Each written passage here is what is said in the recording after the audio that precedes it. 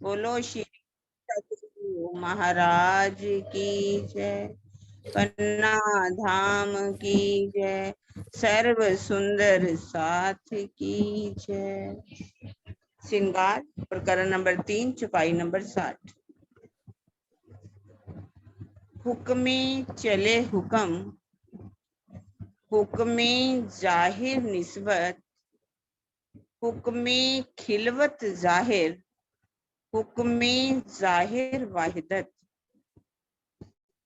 हुक्मे चले हुक्म, किस हुक्म की बात करें? मूल रूप श्री राज्य का जो आदेश आता है हुक्म से ही महामती जी के धाम हृदय में विराजमान अवेश रूप का आदेश चलता है। मूल रूप राज्य और इधर जो महामती जी के धाम हृदय में अवेश रूप में राज्य हैं उनका हुक्म चलता है। हुक्मे चले हुक्म, हुक्मे जाहिर निस्बत, और धामधनी के आदेश से ही ब्रह्मवाणी के द्वारा परम धाम की जो निस्बत है, मूल संबंध का बोध होता है हुआ है। और हुक्मे खिलवत जाहिर, धनी के आदेश से ही परम धाम की खिलवत और वाहिदत जो है उजागर हुई। यहाँ कह दिया हुक्मे चले हुक्म, बात समझ में आएगी? मैंने अच्छे से समझा दी। मूल स्वरूप राज्य का जो आदेश जो परम धाम में दिल में लेते हैं वो हुक्म, और उसी से ही महामती जी के धाम हृदय में विराजमान अवेश रूप का आदेश चलता है। और धामधनी की तारतम वाणी से ही हमें मूल संबंध का बोध हुआ। मूल और धामधनी के हुक्म से ही खिलवत जाहिर होगी। यहाँ पर खिलवत, परम धाम में खिलवत किसे कहते हैं? जो महामती जी का धाम हृदय है, जहाँ जिनका दिल में राज्य विराजमान हो जाते हैं उनका दिल खिलवत हो जाता है। हुक्मे जाहिर वाहिदत, और वाहिदत भी यहाँ पर आकर के जाहिर हो गई कि वाहिदत किसे कहते हैं, एक दिल क्यों है परम धाम के अंदर। उस वाहिदत को भी हम यहाँ पर धामधनी के हुक्म से ही जान पाए। हो गई क्लियर? हाँ जी। हुक्मे दिल में रोशनी, शुद्ध हुक्मे अरश नूर, मुकैयद मुतलक हुक्मे, हुक्मे अरश सहूर। हुक्मे दिल में रोशनी, हुक्मे धामधनी के आदेश से ही हृदय में ब्रह्मवाणी के ज्ञान का प्रकाश होता है। दिल में रोशनी हो जाती है, ब्रह्मवाणी के ज्ञान का प्रकाश हो जाता है। शुद्ध हुक्मे अरश नूर, और परम धाम के नूरी स्वरूप की भी पहचान हो जाती है, वो भी हुक्म से ही। मुकैयद मुतलक हुक्मे, माया का बंधन और उससे मुक्ति भी श्री राज्य के आदेश से ही होती है। हुक्मे अरश सहूर, परम धाम का चिंतन भी धनी के आदेश के बिना संभव नहीं होता। सहूर करना मैंने परम धाम का चिंतन करना, आत्म चिंतन करना भी धाम धनी के आदेश से ही संभव होता है, उसके बिना नहीं होता। हुक्मे दिल में रोशनी, तारतम वाणी के ज्ञान का प्रकाश भी किससे होता है? धनी के आदेश से ही होता है। शुद्ध हुक्मे अशनूर, नूरी स्वरूप की परम धाम में कैसे नूरी स्वरूप है उसकी पहचान कैसे होती है? हुक्म से ही होती है। मुकैयद मुतलक हुक्मे, ये माया का बंधन हो या उससे मुक्ति हो, वो किससे होती है? राज्य के हुक्म से ही। और हुक्म से ही हम क्या करते हैं? परम धाम का चिंतन करते हैं, उनके बिना ये संभव नहीं। प्रणाम जी सुंदर साहब। प्रणाम जी। कोई दम ना उठे हुक्म बिना, कोई हल्ले ना हुक्म बिना पात, तहां मुतलक हुक्म क्यों नहीं, जहां वर्णन होत हक जात। श्री राजी के आदेश के बिना ना तो कोई प्राणी श्वास ले सकता है, ना ही कोई पत्ता हिल सकता है। श्री महामती जी के जिस हृदय से श्री राज श्यामा जी और सुंदर साथ के श्रृंगार का वर्णन होता है, वहां यानी कि उस दिल में निश्चित रूप से धनी के आदेश की शक्ति होती है। अब इस प्रकरण में भावार्थ में बता रहे हैं कि हुक्म आदेश का क्या तात्पर्य है। ये जो हुक्म की बात करी है ना, ये क्या तात्पर्य है?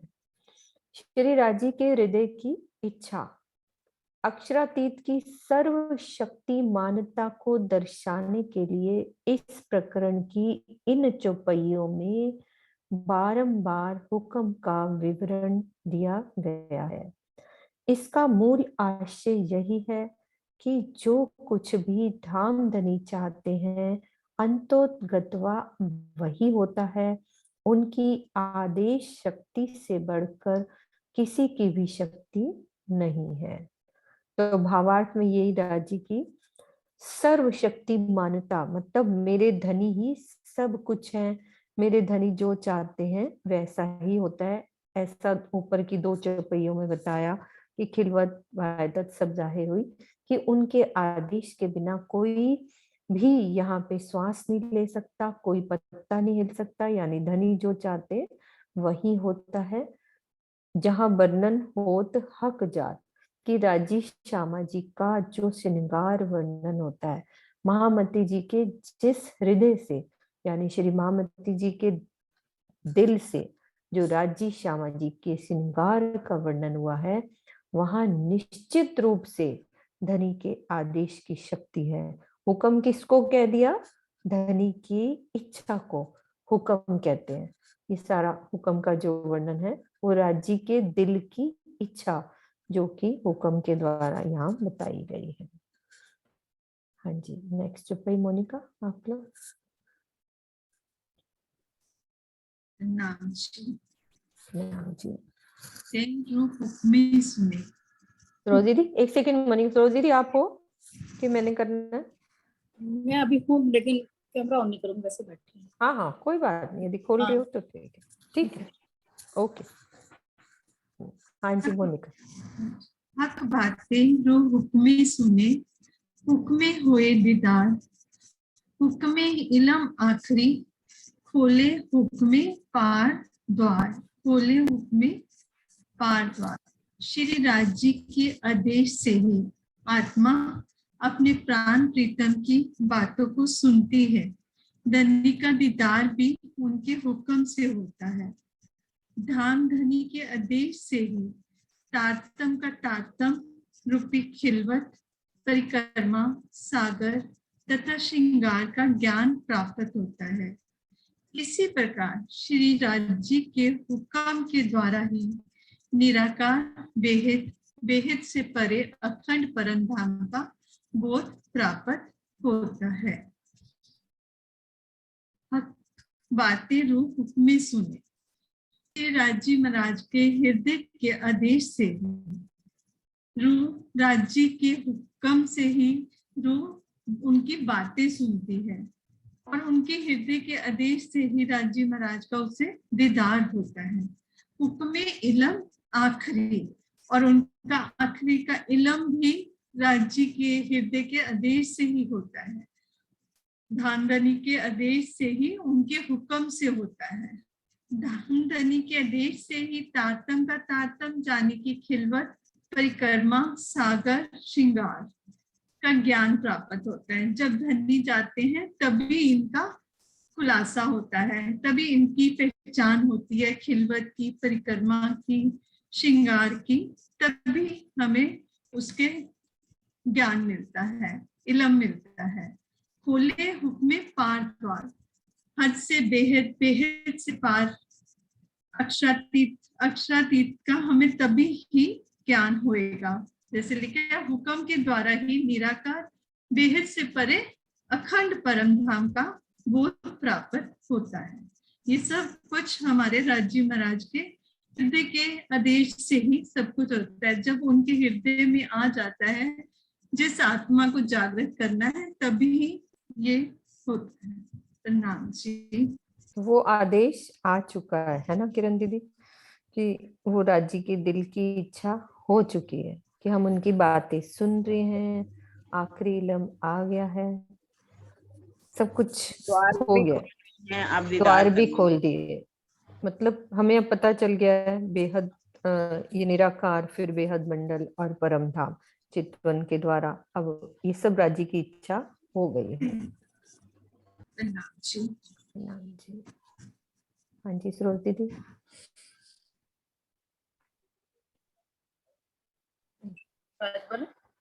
जी प्रणाम जी।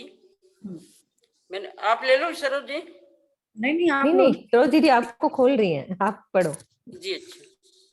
ये वर्णन होत सब हुक्मे, आया हुक्मे बेशक इलम, हुक्मे जोश इश्क सबे, जित हुक्म तित खशम, जित हुक्म तित खशम। अब श्री महामती जी की आत्म में हम सुंदर साथ को शिखापन देने के लिए कह रहे कि हुक्म से ही सब कुछ होता है। रिलेटेड ऊपर की चौपाइयों से ये चौपाई है, ये हुक्म की सब बातें चल रही हैं।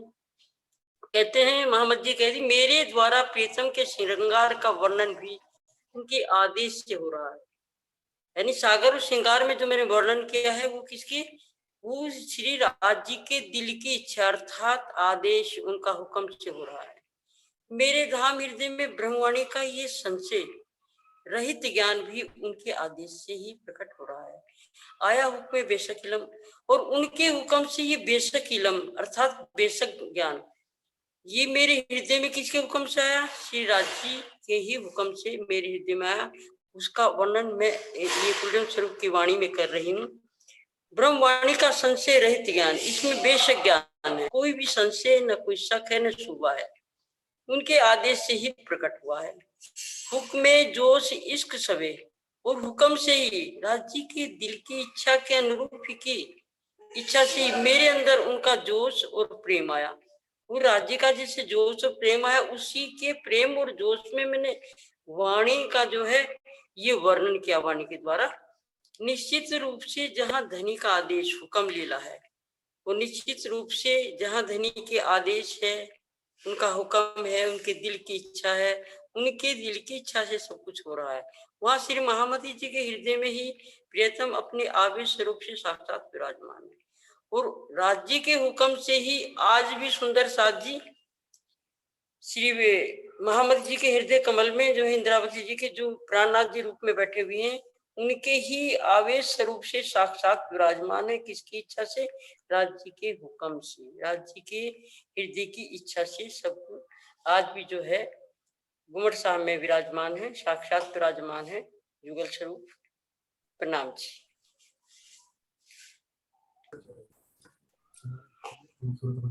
प्रणाम जी सुंदर साथ जी। प्रणाम जी।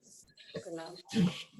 जब ए द्वार हुक्मे खोलिया, हुक्मे देखा हक हाथ, तब रही न फरेबी खुदी, वाहिदत हुक्म हक साथ, वाहिदत हुक्म हक साथ। जब धनी के आदेश से परम धाम का द्वार खुल गया, तो आत्मा ने यह अनुभव किया कि श्री राज जी के हाथों में ही हुक्म है, अर्थात धनी के दिल से ही हुक्म, इच्छा, आदेश बंधा हुआ है। परम धाम की एक दिली एकत्व में ही श्री राज जी के हृदय से होने वाली आदेश की लीला का बोध होने पर मन में छल कपट और अहंकार नहीं रह जाता है। सुंदर साथ जी, महामती जी हमें पूरी चौपाइयों में एक ही बात की ओर संकेत कर रही है कि राज्य का हुक्म ही सब कुछ है। उस सर्वशक्तिमान राज्य महाराज के हृदय का जो हुक्म है वही उनके दिल हृदय का आदेश है हमारे लिए, और उसी आदेश से ही हर काम हो रहे हैं। ये जो हमारे जब ये द्वार हुक्म खोल लिया कि उनके हुक्म से ही द्वार खोल रहे हैं परम धाम के। ये जो खिलवत, सागर, श्रृंगार, परिक्रमा ग्रंथों का अवतरण हुआ, ये भी उन्हीं के हुक्म से ही हुआ है। और परम धाम के 25 पक्षों को भी हम उन्हीं के हुक्म से ही महामती जी खोल पाए और हम उन्हें जान पाए हैं। हुक्मे देखा हक हाथ, मतलब सब कुछ उन्हीं के हाथ में है। राज्य महाराज जी के हाथ में ही हुक्म है, और जो कुछ हो रहा है उनके हुक्म से ही हो रहा है। और उनकी इस हुक्म से हमारे उनकी जो एक दिली परम धाम में है, जी एक ही है, मतलब उन्हीं का सबके हृदय में वही लीला कर रहे हैं। तो उसका ज्ञान हो जाने से हमारे ये जो माया के फरेब हैं, जो छल कपट है, वो भी हमारे सब अहंकार है वो रह नहीं जाता जब हम उनके आदेश को अपने अंदर शिरोधार्य कर लेते हैं। हम यहाँ कहते तो हैं कि ये क्या हो गया, ये क्यों हो गया, लेकिन हम अगर सोचे तो राजी महाराज जी का हुक्म हमारे लिए सबसे सर्वप्रिय है, और वो जो भी कर रहे हैं हमारे लिए अच्छा ही करते हैं। तो इन सभी चौपाइयों में उनके हुक्म को ऊपर रखते हुए पार्वती जी यही बता रहे हैं कि जो कुछ पत्ता भी हिलता है, यहाँ पे कुछ भी होता है, अगर हम परम धाम में कुछ समझ रहे हैं, इल्म ले रहे हैं, ज्ञान ले रहे हैं, या निस्बत को समझ रहे हैं, अपनी वायदत को देख रहे हैं, तो वो सब राज्य के हुक्म से ही हो रहा है। हम करने वाले कुछ भी नहीं है, हमारे हाथ में कुछ भी नहीं है। प्रणाम जी। प्रणाम जी। सुंदर जी, प्रेम प्रणाम जी। दीदी आवाज आ रही है मेरी ठीक? हाँ जी, अब आ रही है दीदी, आ रही है। पहले हुक्मे इलम जाहिर हुआ हुक्मे हक बरनन, मैं हुक्म लिया सिर अपने, अब रूह छिप गई हक इज़न। अब रूह छिप गई हक इज़न। पहले धनी के आदेश से मेरे मन से ब्रह्मवाणी का ज्ञान उजागर हुआ। उसके पश्चात श्री अक्षरातीत की शोभा श्रृंगार का वर्णन हुआ। जब मैंने धनी के आदेश को सर्वोपरि मानकर उसे शिरोधार्य किया और प्रेम की राह अपना ली, तो प्रियतम की इच्छा से मेरी आत्मा का स्वरूप उनके अगाध प्रेम के सागर में विलीन हो गया।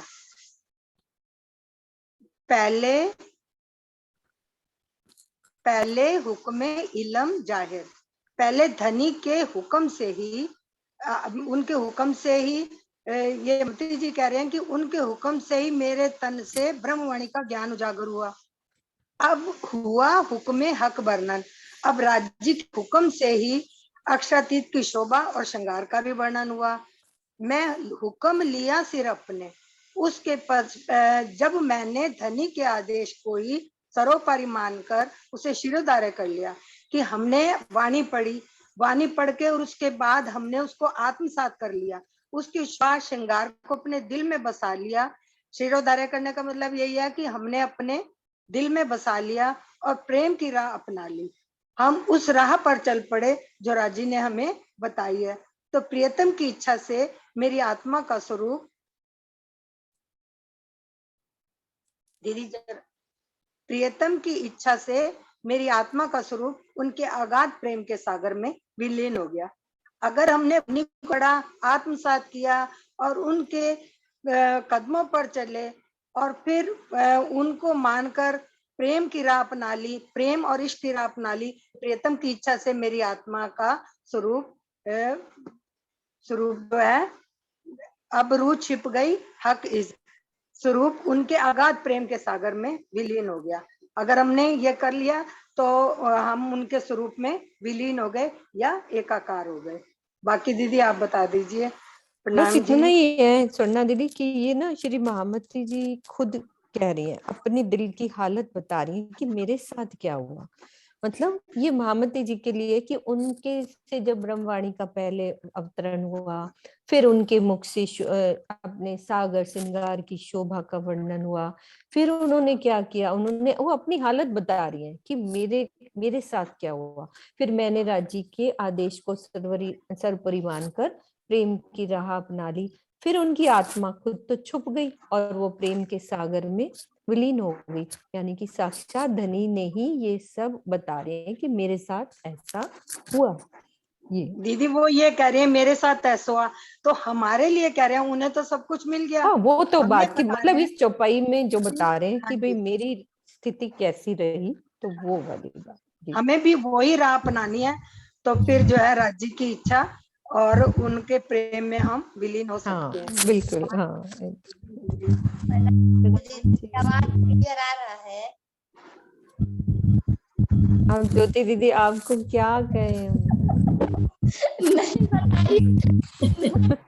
नहीं तो पढ़ते हो, देखिए क्लियर है तो बोलिए, नहीं तो फिर आप बोलो, बोलो, मना भी नहीं करा जाता ना, बोलो। तो बैठे दिल अर्श में कहया हके अर्श दिल मोमिन, रूहे पहुंचाई हके अर्श में हक बैठे अर्श दिल रूहन, हक बैठे अर्श दिल रूहन। श्री राज जी ने ब्रह्ममुनियों मोमिनों के हृदय को अपना धाम कहा है। अब वे उसी धाम हृदय में विराजमान हो गए हैं।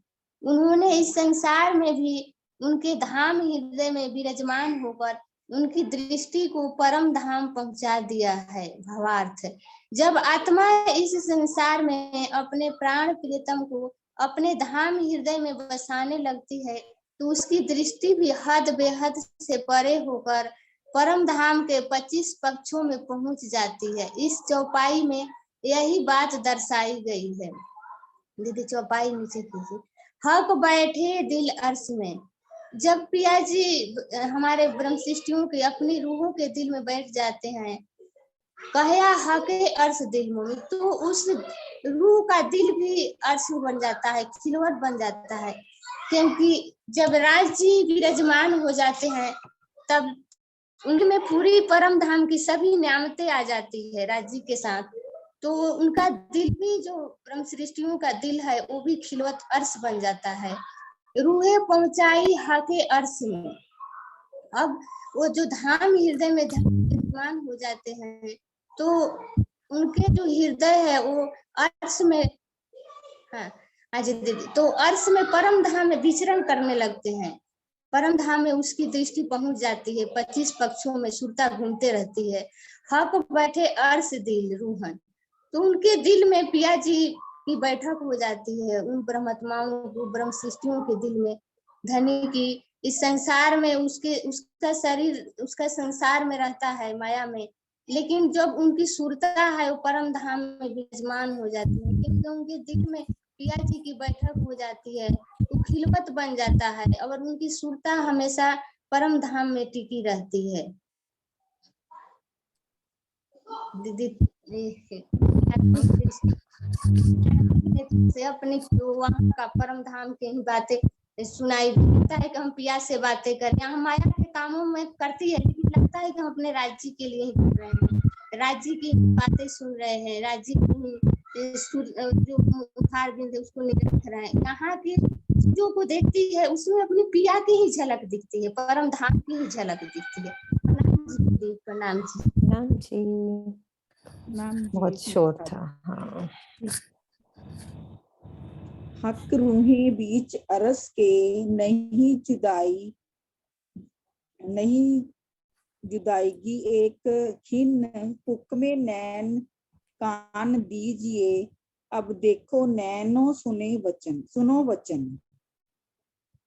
परम धाम में, मतलब हामती जी कह रहे हैं कि परम धाम में शिराज जी और सखियों के बीच में एक पल की भी जुदाई नहीं है।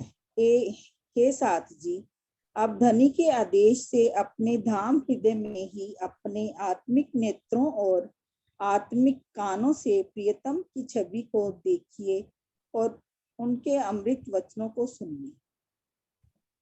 भावार्थ, परम धाम में जिस तरह श्री राज जी अपनी अंगनाओं से एक पल भी दूर नहीं है, उसी तरह इस संसार में भी अपनी आत्मा से दूर नहीं है। परम धाम में विराजमान जुगल स्वरूप का ध्यान करते ही आत्मा के धाम हृदय में वहां की सारी शोभा दृष्टिगोचर होने लगती है। इसीलिए श्री राज जी ब्रह्म सृष्टियों को की सहरग से भी नजदीक, प्राण नली से भी नजदीक, अधिक निकट कहा गया है। हक रूही बीच अरस के, नहीं जुदाई की इच्छिन, मतलब हक राजी एक वहां अर्श में भी एक पल जो दूर नहीं रह सकते, तो यहाँ के ब्रह्मांड में भी उन्होंने हमें हमसे दूर वो नहीं रह सकते। हमें एक बार जब पहचान हो जाती है तो राजी हमें अपना सारा भी, एक बार हम जब परम धाम में पहुंच जाते हैं ध्यान अपना चितवनी से, तो वो सारी हमें नियामत मिल जाती है। हुक्मे नैनो कान दीजिए, अब देखो नैनो सुनो वचन, मतलब हमें अपनी आंखों से ही अपनी चितवन से ही सब कुछ देखना है। उनका हुक्म से ही सब कुछ मिलेगा हमें। प्रणाम जी। प्रणाम जी। उन्होंने ये बताया, पहली वाली चौपाई में राजी महाराज ने परम धाम की बात बताई कि परम धाम में राजी और सखियों के बीच एक पल की भी जुदाई नहीं है। ये परम धाम की बात बताई। फिर मामती जी कह रही हैं कि अब देखो, यानी कि हमें पता चल गया है कि वहां जुदाईगी नहीं है, लेकिन अब क्या देखना है? अब आत्मा के नैनों से और आत्मा के कानों से, और नैन से क्या होंगे? राजी के दर्शन होंगे, कानों से क्या होंगे? राजी की मीठी बातें सुनेंगी। तो अब का मतलब यही है कि अब मीन्स अब हमारे लिए आदेश है। वो कितने प्यार से कह रहे हैं, हे साथ जी, अब धनी के आदेश से, अब चितवन के द्वारा राजी का हुक्म, इच्छा यही है कि हम आत्मा के नेत्रों से राजी को देखें और आत्मा के कानों से राजी की बात को सुने। प्रणाम जी। प्रणाम जी। प्रणाम जी। अब हक के हुक्म चलाइया, खुदी फरेबी गई गल, राज खेल रस जागनी, हुआ रूहों सुख असल, हुआ रूहों सुख असल। अब धामधनी के आदेश की लीला चल रही है। उनकी मेर से सुंदर साथी मैं और छल कपट फरेबी का समापन हो गया है। जागनी रास की इस लीला में ब्रह्म सृष्टि को अपने अखंड सुख का रस मिला है। अब हक के हुक्म चलाइए। अब इस संसार में राज्य की जो हुक्म की आदेश की लीला चल रही है, यहाँ पे उनके हिसाब से सब कुछ हो रहा है। उनकी मेर से सुंदर हमारी जो छल कपट खुदी फरेबी गल गई है, हट गई है। मतलब अब हम जो कुछ भी है करते हैं सब राज्य पर ही, राज्य करवा रहे हैं, राज्य ही सब जैसा चाहे वैसा कर रखेंगे हमें। रास खेल रस जागनी, जागनी रास की लीला में यहाँ पर हमें परम धाम का अखंड सुख मिला। हुआ रूहों सुख असल, असल सुख परम धाम का जो वहां पे हम जैसे करते थे वो असल सुख हमें अब यहाँ पे चितवनी से मिल रहा है। चलते फिरते हमारा ध्यान तो उधर ही लगा होता है कि वहां पे क्या हो रहा है, कैसे होता है। प्रणाम।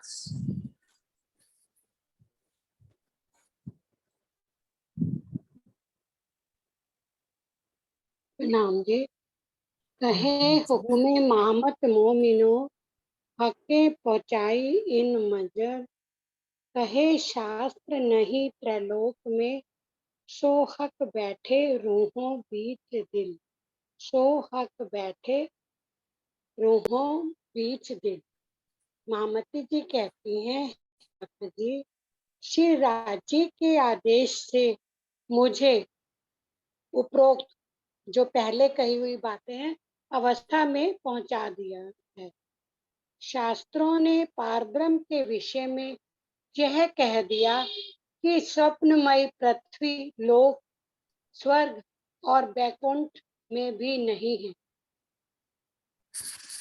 यही अब वही सच्चिदानंद पारब्रह्म ब्रह्म सृष्टियों के धाम हृदय में विराजमान हो गए हैं। इसमें महामती जी कह रही है कि श्री राज्य के हुक्म से ही जो है मुझे यहाँ पर कहते हैं कि राज्य ने मुझे हुक्म दिया है और इस स्थिति तक पहुंचा दिया कि मैं वेद और शास्त्र जो कहते हैं वह इस काल माया के ब्रह्मांड में भी नहीं है। ऐसा ही आएगा ना, शास्त्रों में पारब्रह्म के विषय में यह कह दिया कि स्वप्नमय पृथ्वी, लोक, स्वर्ग और वह से वैकुंठ मतलब राजी महाराज यहाँ त्रिलोक में नहीं है, कहे नहीं। शास्त्र नहीं त्रिलोक में। वह यहाँ त्रिलोक में नहीं है। यह पारब्रह्म जो है श्री राज्य महाराज रूहों के दिल में साक्षात विराजमान है। यहाँ राज्य जो है रूहों के दिल में, इस लोक में भी नहीं। ये क्लियर कर सकते हो दीदी कि पूर्व में क्या बात कही, पिछली चुप्पइयों में क्या बात कही है? हाँ, तो राज्य के हुक्म से जैसे उन्होंने सब बताया कि जो भी हो रहा है सब राज्य के हुक्म से ही मैं कर रही हूँ। मैंने अपनी मैं को जो है छोड़ करके राज्य के हुक्म को जो है शिरोधार्य करके मैंने ये उनके हुक्म से ही सारी लीला का वर्णन किया। तो मुझे समझ आया दीदी। हाँ जी, हाँ जी, प्रणाम दीदी। हाँ जी, 1 मिनट में कर रही हूँ। प्रकरण नंबर 3, चौपाई नंबर 201, 201 चौपाई हो गई है। ठीक है, अब आगे पढ़ो। आत्म परामोशी से जागे का प्रकरण। इस नश्वर जगत में आत्मा कैसे जागृत होती है, इस विषय पे प्रकाश डाला गया है। ऐसा आवत दिल हुक्मे जो इश्के आत्म खड़ी होए, जब हक सूरत दिल में चुभे, तब रूह जागी देखो सोए। श्री महामती जी की आत्मा कहती है, हे साथ जी, मेरे दिल में ऐसा विचार आया करता है कि यदि धनी के आदेश से मुझे इश्क प्रेम मिल जाए तो मेरी आत्मा जागृत हो जाए। आप इस बात पर विचार कीजिए कि यदि श्री राज्य की शोभा हमारे धाम हृदय में गहराई से बस जाए तो निश्चित रूप से आत्मा जागृत हो जाएगी। भावार्थ। इस चौपाई में श्री महामती जी ने सुंदर साथ की भावनाओं को अपनी ओर से कहकर व्यक्त किया है कि श्री महामती जी ने विरह प्रेम का अनुभव अब से मैं बहुत पहले ही कर लिया था। जब उनके अंदर सब अक्षरातीत की आवेश स्वरूप से विराजमान है तो वे स्वयं के लिए इस प्रकार का कथन नहीं करेंगे। विनम्र और शालीन भाषा में इसी प्रकार की अभिव्यक्ति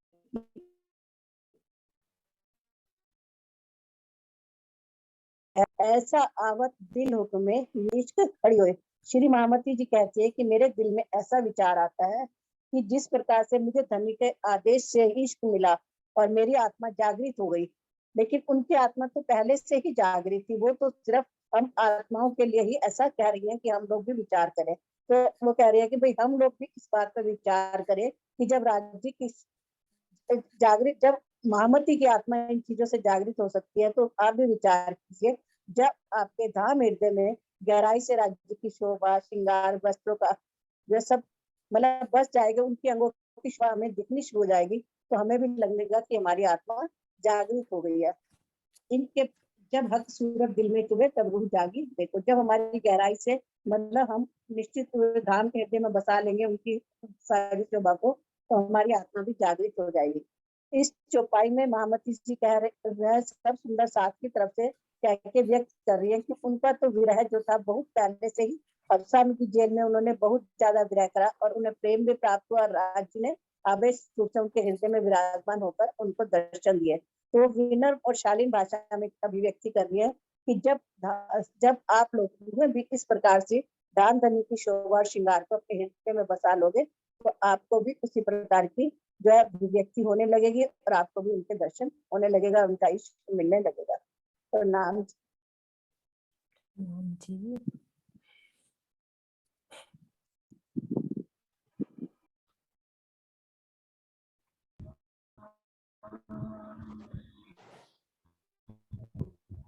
हाँ जी, सरोज दीदी बोला। आवाज आ रही है? हाँ जी, दीक्षा जी हेडफोन लगाया तो आवाज आ रही है ना? आ रही। ठीक है।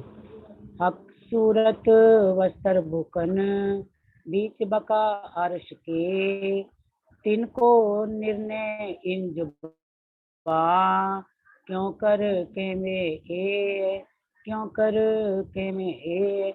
अखंड परमधाम में श्री राज्य के अनंत सौंदर्य तथा वस्त्रों एवं आभूषणों की शोभा का वर्णन भला यहाँ की जिह्वा से कैसे किया जा सकता है।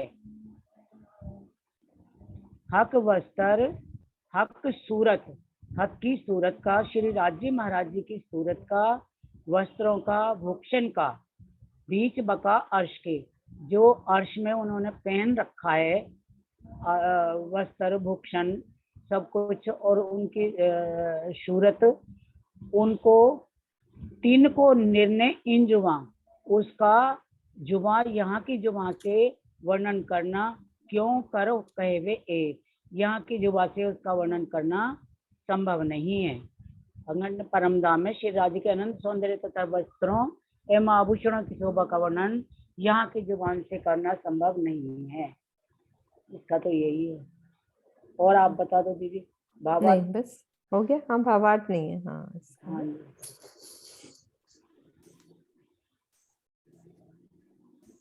जी। माया सखी प्रणाम जी। प्रणाम जी। प्रणाम जी। जिन दृढ़ करी हक सूरत, हक हुक्मे जोश ले, अरस चीज कही सो महर से, पर बल इन अंग अकल के, पर बल इन अंग अकल के। जिन्होंने भी अपने धाम हृदय में धनी की शोभा को अखंड रूप से बसा लिया, उन्होंने श्री राज्य के आदेश, महर एवं जोश को प्राप्त कर परम धाम का अवश्य वर्णन किया, किंतु व्यक्त करने की शक्ति यहाँ की बुद्धि एवं अंगों की थी। भावार्थ, इस चौपाई में सद्गुरु धनी श्री देवचंद्र जी की ओर संकेत किया गया है, जिन्होंने श्री महामती जी के पहले युगल स्वरूप एवं 25 पक्षों की शोभा का वर्णन किया। किसी भी आत्मा के धाम हृदय में धनी के द्वारा दिया हुआ ज्ञान का अनंत सागर भले ही उमड़ रहा हो, किंतु उनको व्यक्त करने का साधन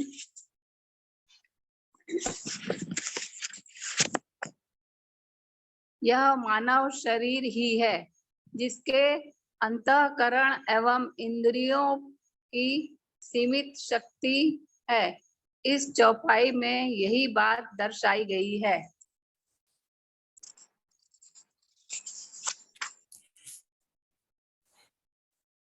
जिन दृढ़ करी हक सूरत, हक हुक्मे जोश ले। दीदी आप ही बताइए। हाँ जी किरण दीदी आ जाओ, इसको थोड़ा बीतक के हिसाब से।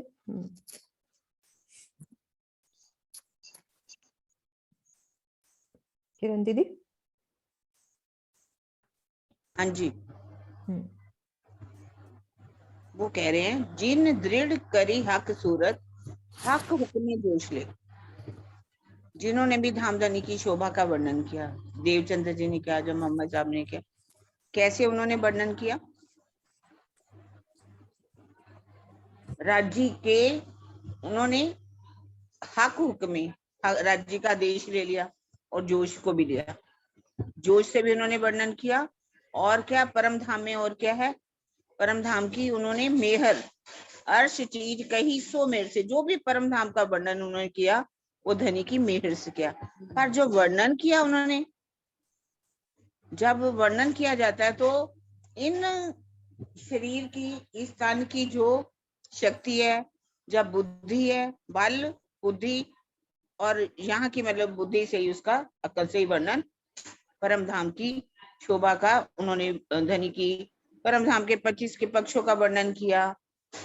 जहाँ उन्होंने धनी की शोभा श्रृंगार का वर्णन किया तो उन्होंने किससे किया? राज्य के आदेश से किया, मेहर से किया, जोश को प्राप्त करके ही वर्णन किया।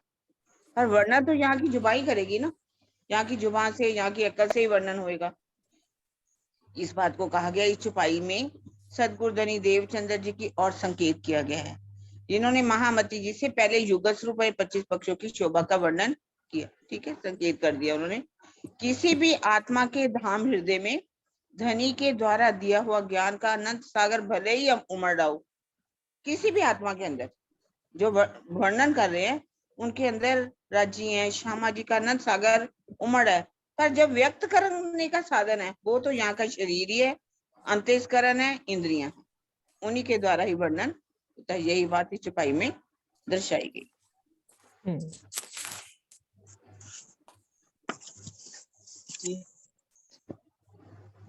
जो वचन जुआ कहत है, हिस्सा कोटमा ना पहुंचे ना जिमी जरे को, तो क्या करे जात सिफत, तो क्या करे जात सिफत। परम धाम की नूरमयी धरती के एक कण में भी इतना सौंदर्य है कि उसके करोड़वें भाग का वर्णन भी यहाँ की जीवा से नहीं हो सकता। ऐसी स्थिति में श्री राज श्यामा जी और सखियों की शोभा का यथार्थ वर्णन हो पाना कैसा संभव है। इसमें श्री महामती जी कह रहे हैं कि जो वहां की जो सुरता वहां परम धाम की सौंदर्य का दर्शन कर लेती है, अपनी आत्मिक दृष्टि से दर्शन कर लेती है, और उसके अंदर वो शोभा बहुत बहुत शोभा वो देख रही है, उसको महसूस कर पा रही है। लेकिन यहाँ की जुबान से ये जो 5 तत्व का शरीर है, ये जो स्थूल शरीर है, इसकी जुबान से वहां का वर्णन कितना भी करने की कोशिश करे लेकिन कर नहीं सकती, क्योंकि यहाँ बहुत लिमिट है हर चीज की, शब्दों की लिमिट है, वर्णन करने की लिमिट है। और वहां का तो एक कण में इतनी सुंदरता है, एक कण की भी शोभा का वर्णन यहाँ की जुबान नहीं कर सकती। वहां के हिस्सा को, एक कण की शोभा का वर्णन भी यहाँ पे हिस्सा कोट में ना पहुंचे, उसके करोड़वें भाग, एक कण के शोभा के का भी करोड़वें भाग का भी वर्णन ये जुबान नहीं कर सकती, तो परमधाम की शोभा का वर्णन कैसे कर सकती है। पर ये है कि जब वो दर्शन कर रही है और उसको वो सब दिखाई दे रहा है और वो महसूस कर रही है, तो उसको लगता है कि मैं अपनी ब्रह्म सृष्टि, अपनी अंगनाओं, अपनी जो यहाँ वादा करके आया कि मैं जागूंगी तो जाऊंगी, जो भी मैं कुछ वर्णन कर पाऊं ताकि दूसरी भी मेरी सखी जागे और हम सब एक दूसरे को उस शोभा का जितना भी इस जुबान से वर्णन हो सकता है वो वर्णन करें और एक दूसरे को जगाएं, ताकि हम वो सखी भी अपनी अंतरात्मा की गहराइयों में डूब के इसका वर्णन सुन के पढ़ के अंतरात्मा की गहराइयों में डूबकर उसको देख पाए, वहां की शोभा को देख पाए, तभी वो महसूस कर सकती है। इसको हम बस कोशिश कर सकते हैं पर वो हो नहीं सकता इस जुबान से वर्णन। यहाँ पे पहुंचे ना जिमी जरे की यहाँ पे श्री राज शर्मा जी और सखियों की शोभा का यथार्थ वर्णन तो हम नहीं कर सकते, पर जितना भी आप यहाँ की बुद्धि से और यहाँ की जुबान से जितना वर्णन हो सकता है वो ही कर सकते हैं। उसको महसूस करने के लिए तो हमें अंतरात्मा में ही जाना होगा, तभी हम उसको देख सकते हैं और महसूस कर सकते हैं। उसके लिए वाणी पढ़ेंगे और चितवन करेंगे ना। प्रणाम जी।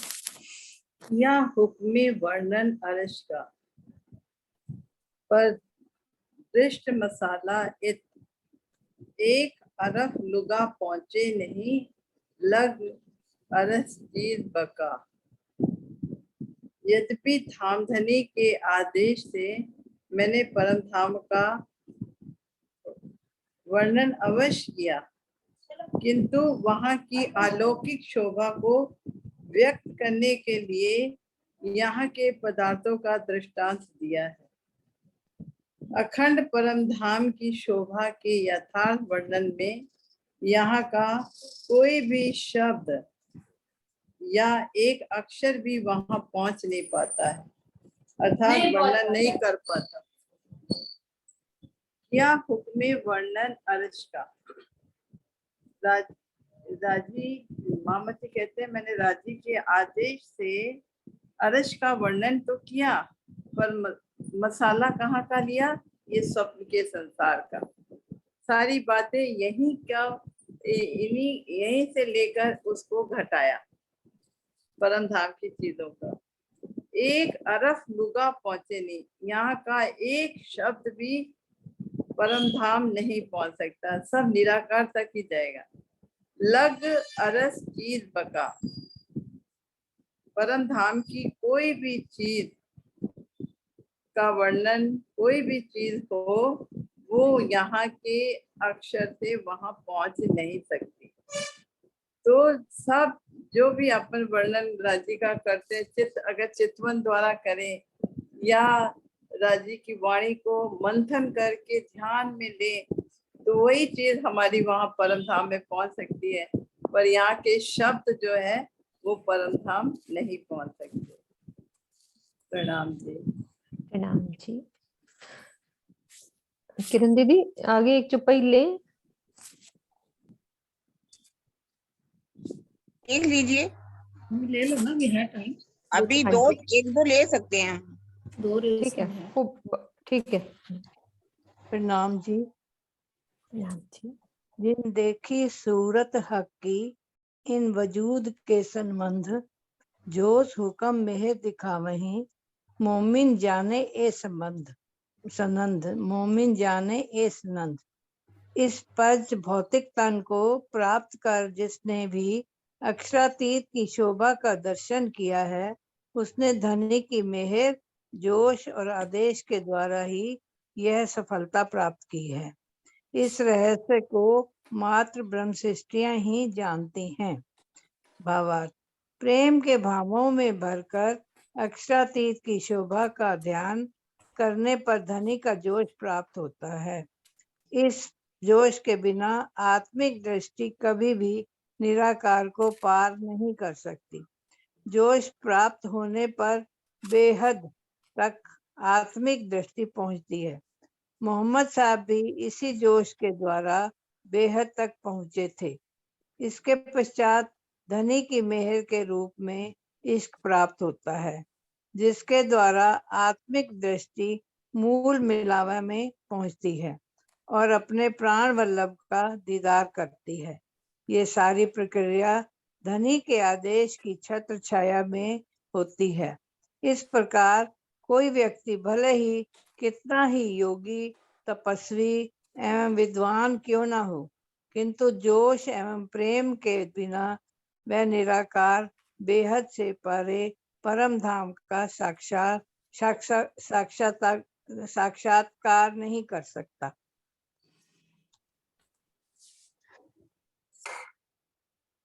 जिन देखी सूरत हक की इन वजूद के संबंध, जिन्होंने राज्य को अपने मन में अपने अंदर बसा लिया। ये दीदी आप करो, बहुत गहरी चौपाई है। किरण दीदी प्रणाम जी।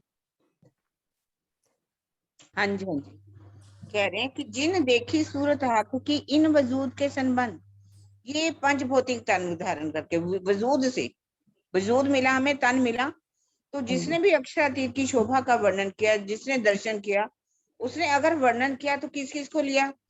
जोश को लिया, हुक्म को लिया और मेहर को लिया। धनी की मेहर से जोश मिला और धनी का आदेश भी हुआ, तभी ही वो इस वर्णन को करने में सफलता प्राप्त कर पाए, नहीं तो कर सकते। इस बात के रहस्य को कौन जानेंगे? परम धाम की ब्रह्म सृष्टियां ही जानती हैं। ठीक है ना? अब इसी बात को इसका ऊपर थोड़ा सा करना। हाँ, अब कह रहे हैं कि जोश की बात कर रहे हैं।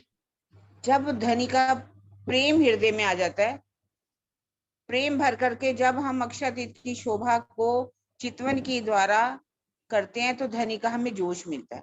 पहले विरह आएगा, प्रेम आएगा, प्रेम आएगा, अक्षरातीत की शोभा को हम देखना चाहेंगे, तो उसके लिए हमें धनी का जोश मिलना बहुत जरूरी। जोश मैंने धनी का जोश, जबराइल की बात की गई है यहाँ पर, क्योंकि जोश के बिना कभी भी हमारी आत्मिक दृष्टि निराकार को पार नहीं कर सकती। निराकार को हमने पार करना है तो रोधनी शक्ति वहां बैठी है, वो जाने ही नहीं देती। जब धनी के जोश का फरिश्ता हमारे साथ होता है, धनी का जोश, तो हम इस निराकार को पार कर सकते हैं। क्योंकि जैसे कि मोहम्मद साहब ने भी जोश के साथ ही, धनी के जोश के साथ उन्होंने उस निराकार के मंडल को पार करके बेहद तक पहुंच गए। ध्वनि के जोश के साथ पहुंच तो गए, लेकिन आगे नहीं जा सके। आगे जाने के लिए उनको किस चीज की जरूरत पड़ी? प्रेम की, इश्क की। इश्क का रफ रफ का तखत आया, तो उनकी जो आत्मिक दृष्टि है कहाँ पहुंच गई? मूल मिलावे में। उन्होंने प्राण वल्लभ का दीदार कर लिया। और यह सारी क्रिया किसके द्वारा होती है? धनी का आदेश। और आदेश किसके साथ होता है? जब धनी की मेहर होती है। धनी की आदेश से ही, मेहर से ही ये वर्णन हो पाता है। भले ही कितना योगी हो, विद्वान हो, बिना जोश के, बिना प्रेम के वो निराकार से पार, बेहद से परे परम धाम का साक्षात्कार नहीं कर सकते।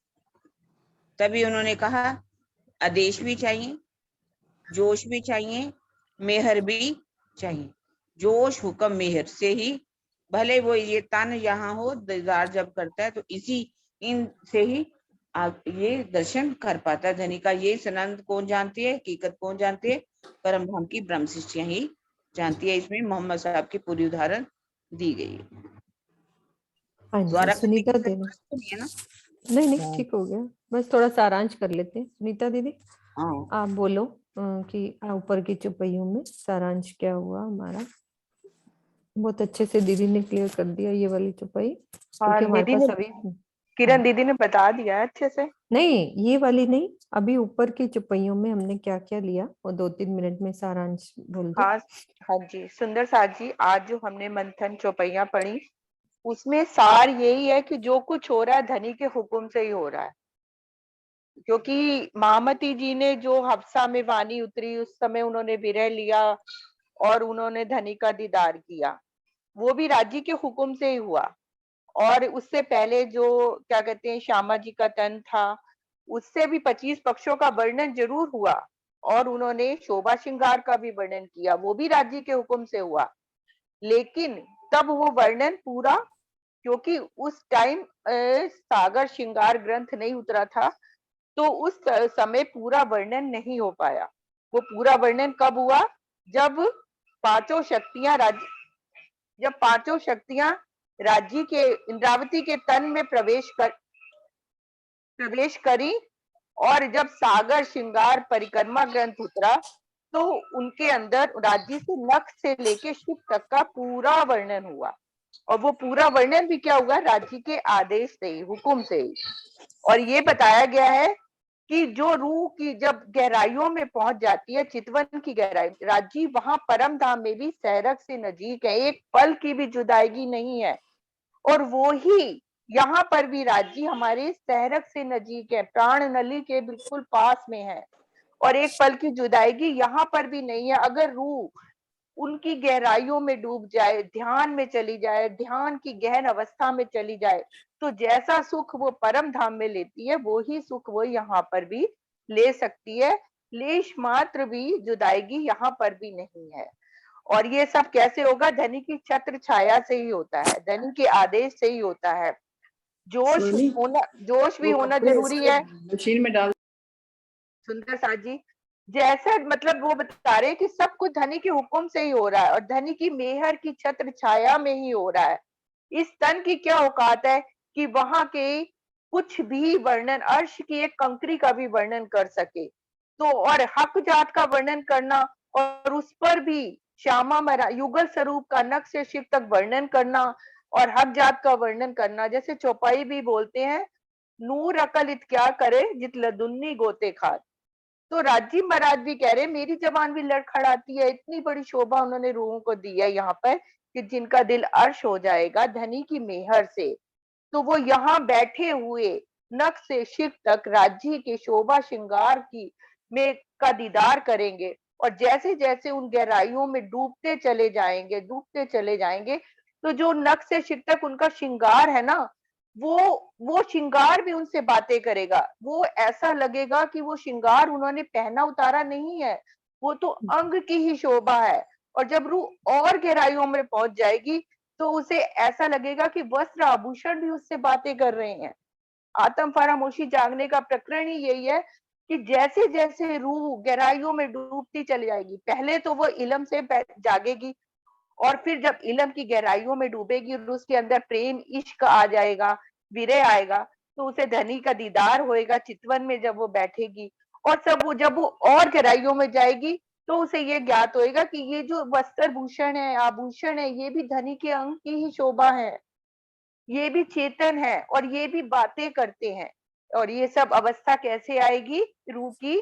जब धनी की छत्र छाया में वो आगे बढ़ती जाएगी और मेहर जोश साथ साथ उसके चलते जाएंगे, उसके अंदर विरह प्रेम आएगा, तो वो धनी का दीदार यहीं बैठे बैठे वहीं धनी का दीदार कर लेगी। प्रेम प्रणाम। चौपाई दोहरा दो सुनीता जी। जिन देखी सूरत हक की इन वजूद के संबंध, जोश हुकुम मेहर दिखाविही, मोमिन जाने ए सनंद, मोमिन जाने ए सनंद। बोलो श्री प्राणनाथ प्यारे की जय। बोलिए श्री सतगुरु महाराज की जय।